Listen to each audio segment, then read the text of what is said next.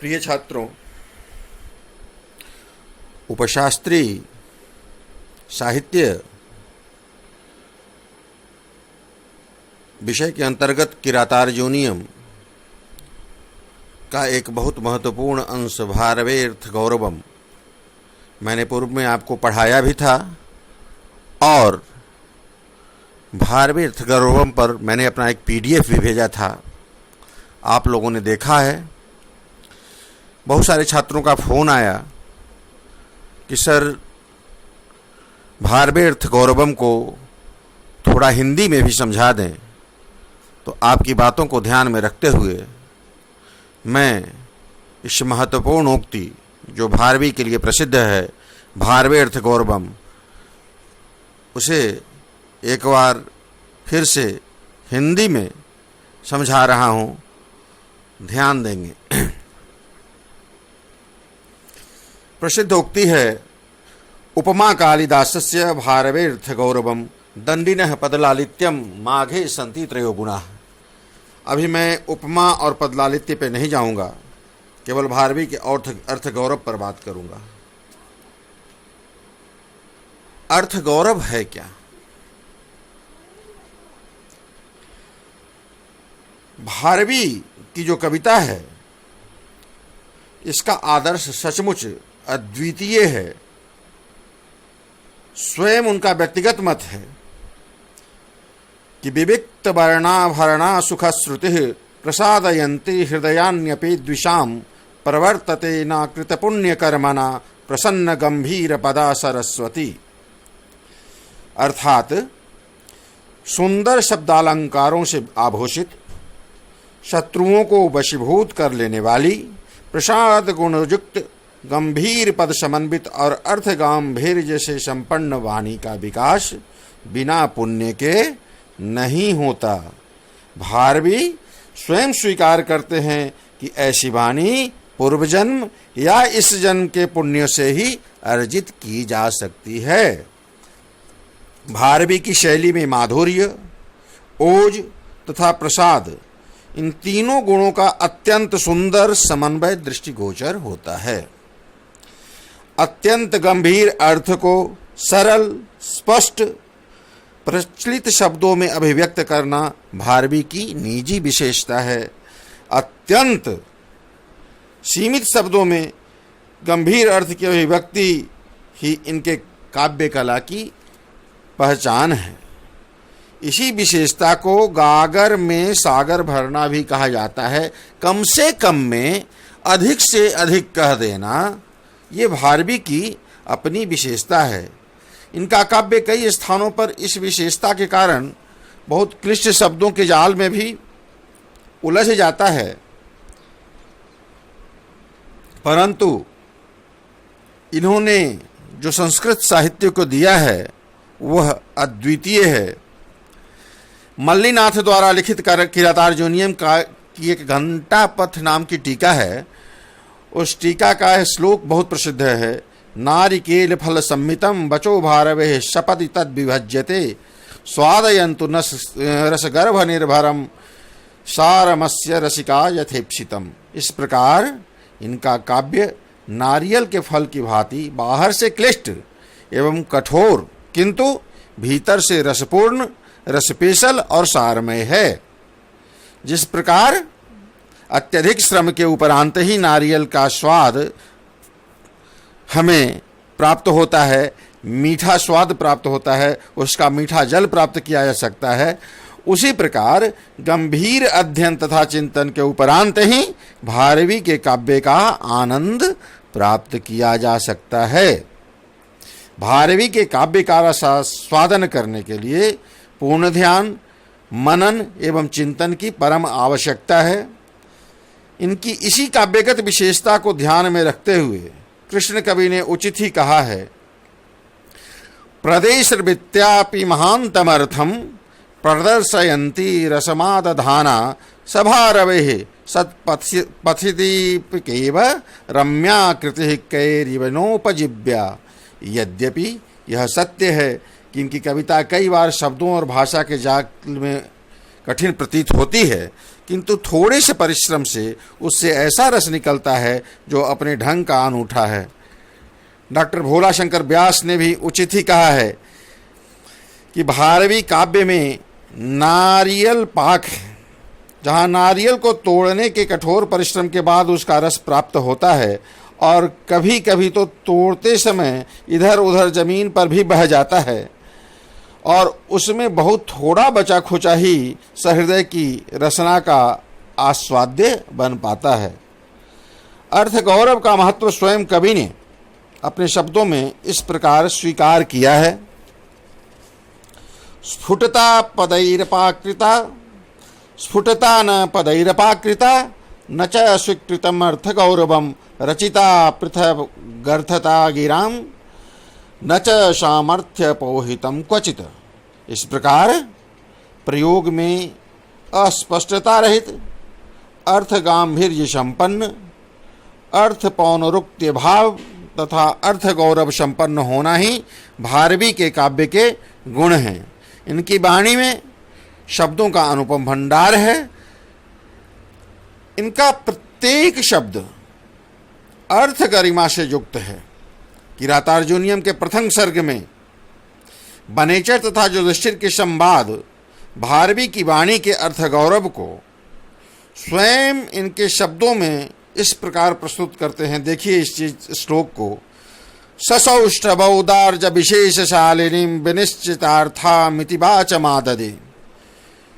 द्रौपदी के उत्तेजनापूर्ण वाक्यों में भी कवि की अद्भुत वर्णन शक्ति की सजीवता दर्शनीय है। इसी प्रकार काव्य के द्वितीय सर्ग में, हालांकि प्रथम सर्ग तक ही आपको पढ़ना है, लेकिन इस तरह के प्रश्नों का जब उत्तर देना होगा तो संपूर्ण काव्य को हम लेकर चलेंगे, तभी हम पूरे अर्थ गौरव पर प्रकाश डाल सकते हैं। द्वितीय सर्ग में राजनीति ज्ञान का इतना जबरदस्त राजनीतिक कौशल का परिचय दिया है कवि ने, वो देखने लायक है, अद्वितीय है। द्रौपदी की महत्वपूर्ण वाणी की तुलना औषधि के साथ करते हुए भीम के माध्यम से भारवी ने बहुत सुंदर भाव संप्रेषित किया है। आप लोगों ने देखा है, अध्ययन के क्रम में पढ़ा है। वीर रस के वर्णन में भी भारवी अद्वितीय हैं। द्रौपदी, भीम तथा अर्जुन आदि के कथनों से कवि की इस कृति में वीर रस की अभिव्यक्ति हुई है। वीर रस के साथ साथ भारवी ने अन्य रसों का अभिव्यंजन भी यथास्थान किया है। श्रृंगार वर्णन में कवि कम पटु नहीं है, किंतु फिर भी कालिदास जैसी सरसता प्रायः भारवी के काव्य में नहीं है, और खास करके श्रृंगार के क्षेत्र में जल में विहार करती हुई नायिका के साथ नायक की क्रीड़ाएं श्रृंगार रस को अभिव्यक्त करती हैं। श्रृंगार वर्णन के साथ साथ सौंदर्य वर्णन भी भारवी की कविता में अनेक स्थलों पर दृष्टिगोचर होता है। जल क्रीड़ा करती हुई अप्सराओं के सौंदर्य का मनोरम वर्णन कवि ने अनेक स्थलों पर किया है। प्रकृति के वर्णन में भी इनकी लेखनी बड़ी सशक्त है। इन्होंने संध्या, चंद्रमा, प्रभात काल, इन चीजों का बड़ा ही सुंदर वर्णन किया है। साथ ही पात्रों की चरित्र चित्रण में किस पात्र के चरित्र को कैसे प्रस्तुत करना है, इसमें इन्हें महारत हासिल है। बड़े ही सिद्धस्थ कवि हैं भारवी इस विषय में। पात्रों के स्वभाव तथा मनोभावों के अनुकूल अत्यंत कुशलता के साथ उनके चरित्र को प्रस्तुत करने का काम किया है इस रचना में। द्रौपदी जैसी सुंदर स्त्री के मुख से पूर्ण ओज से मंडित, मानसिक व्याधियों से संतप्त, अपमान के प्रतिकार के लिए छटपटाती एक सुयोग्य विदुषी, नीति निपुण और कुशल छत्राणी के रूप में अंकित द्रौपदी का चरित्र चित्रण किरातार्जुनीयम में अद्वितीय है। किंतु इसके विपरीत युधिष्ठिर क्षमा के साक्षात मूर्तिमान स्वरूप को धारण किए हुए हैं तथा अत्यंत शांत राजा के रूप में चित्रित किए गए हैं। बनेचर तथा किरात वेशधारी शिव का वर्णन भी अत्यंत सजीव हुआ है। भीम को क्रोधी तथा उद्धत किंतु कुशल नीतिज्ञ के रूप में प्रस्तुत किया गया है। अर्जुन को अत्यंत पराक्रमी दिखाया गया है तथा उसकी वीरता को उभारने के लिए महाकवि ने भगवान शिव की सेना पर भी उसकी विजय का वर्णन किया है। इन सभी पात्रों के चरित्रों की से कविता में पात्र चित्रांकन की निपुणता स्पष्ट रूप से झलकती है। और तो और दुर्योधन जैसे अधम धीरोद्धत पात्र को भी भारवी ने अनुकरणीय, प्रजावत्सल और मर्यादाशील राजा के रूप में चित्रित किया है। किरातार्जुनीयम में दुर्योधन के शासन पद्धति का जो वर्णन उन्होंने किया है कि कैसे वो मनु के मार्ग पर चलते हुए शास्त्रोक्त रीति से धर्मपूर्वक राज्य का संचालन कर रहे हैं, और साथ में उसका कारण बताया है उनके प्रतिपक्षी काफ़ी मजबूत हैं, इसलिए जनता का हृदय जीतना बड़ा महत्वपूर्ण है। और इस क्रम में दुर्योधन का चरित्र भी एक कुशल शासक के रूप में प्रस्तुत करना, ये एक विलेन को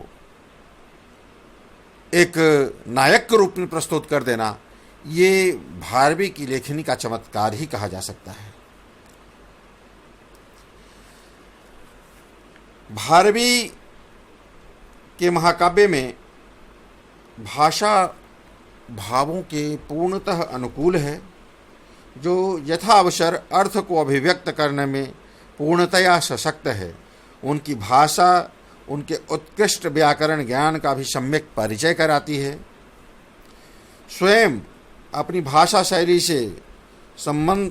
शैली के संबंध में इन्होंने भारवी ने अपने आदर्श को संकेतित करते हुए कई बार इस तरह का उदाहरण प्रस्तुत किया है।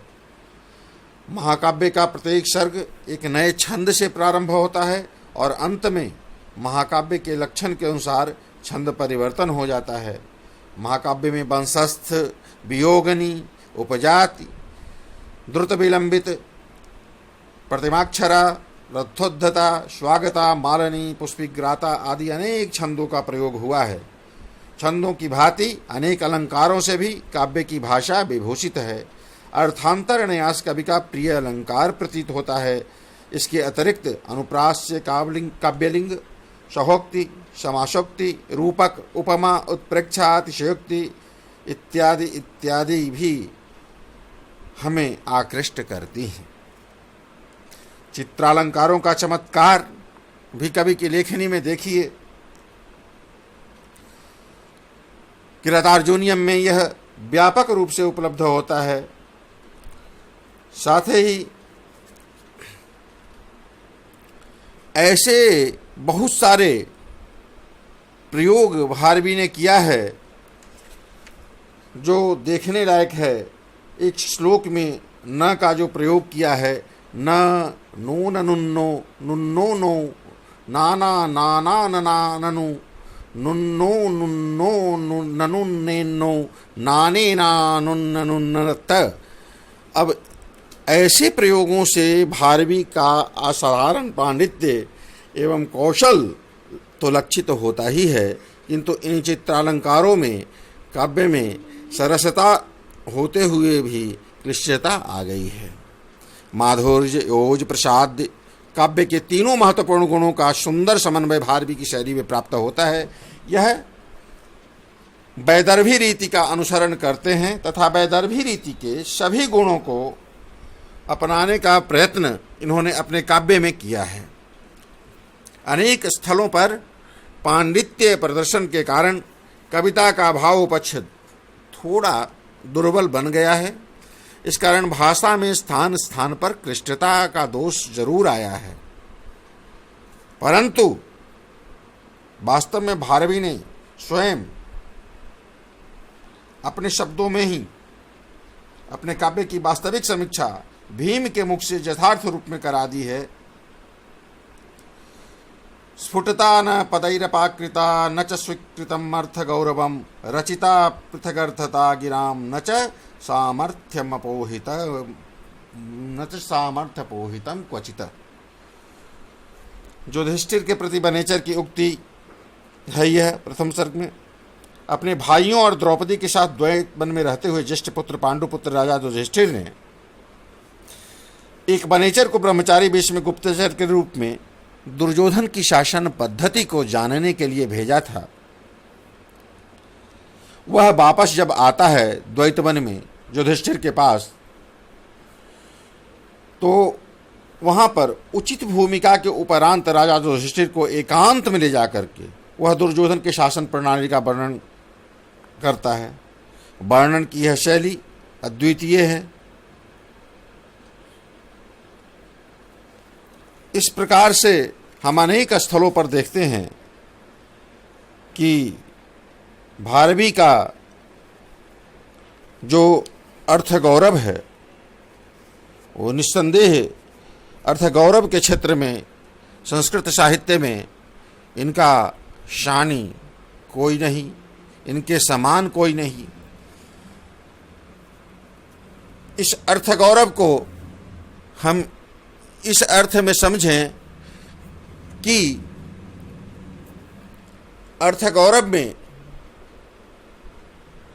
भारवी के अर्थगौरव में अर्थ का विस्तार तो है ही है, अर्थ की ऊंचाई भी है, अर्थ की गहराई भी है, अर्थ की गंभीरता, अर्थ की गहराई अर्थ की गंभीरता को द्योतित करता है।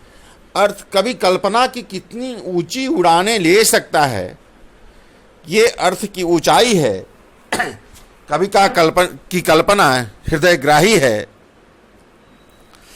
और कविता की इनकी शैली, लेखनी का इनका एक ये चमत्कार सदा वंदनीय है। इस प्रकार अर्थ की ऊंचाई, अर्थ की गहराई और अर्थ का विस्तार और कम से कम शब्दों में बहुत सारी बातों को गागर में सागर को भर करके रख देना, यह अर्थ गौरव का इनके भारवी के अर्थ गौरव की सबसे बड़ी विशेषता है। यद्यपि माघ में तीनों गुण पाए जाते हैं, उपमा, पदलालित्य और अर्थ गौरव, लेकिन अर्थ गौरव का जो दृष्टांत, जो उदाहरण भारवी के काव्य में मिलेगा, किरातार्जुनीयम में मिलेगा, वो संस्कृत साहित्य में कहीं अन्यत्र प्राप्त नहीं हो सकता है। अब इनके छोटे छोटे प्रथम सर्ग में जो आपको पढ़ना है, उसी में देखिए कि कितनी गंभीर बातें वो और राजनीति की बातें कितनी सरलता से उपस्थित कर देते हैं पाठकों के समक्ष।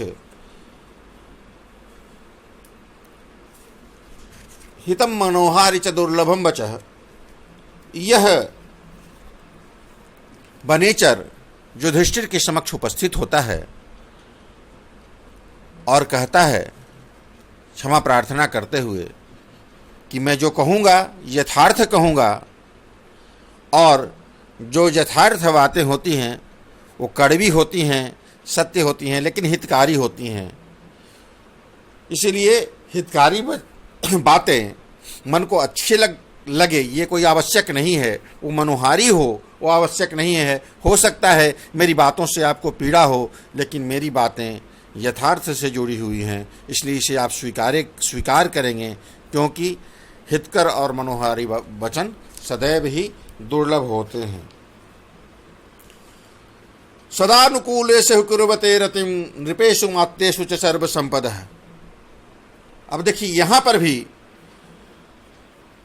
कहते हैं कि राज्य लक्ष्मी वहाँ नर्तन करती है, जहाँ अमात्य और राजा के बीच में तारतम्य होता है, सामंजस्य होता है, समन्वय होता है। ये कितनी गंभीर गंभीर बातों को राजनीति की दृष्टि से कितने कुशल कवि हैं, इससे परिलक्षित होता है। तो छात्रों, आपने देखा कि भारवी के काव्य में वो जो है माधुर्य है, प्रसाद गुण है, साथ ही इनके अर्थ में बड़ी गंभीरता है। इनके अर्थ में इनके काव्यों में कल्पना की ऊंची उड़ानें हैं और गहराई भी है।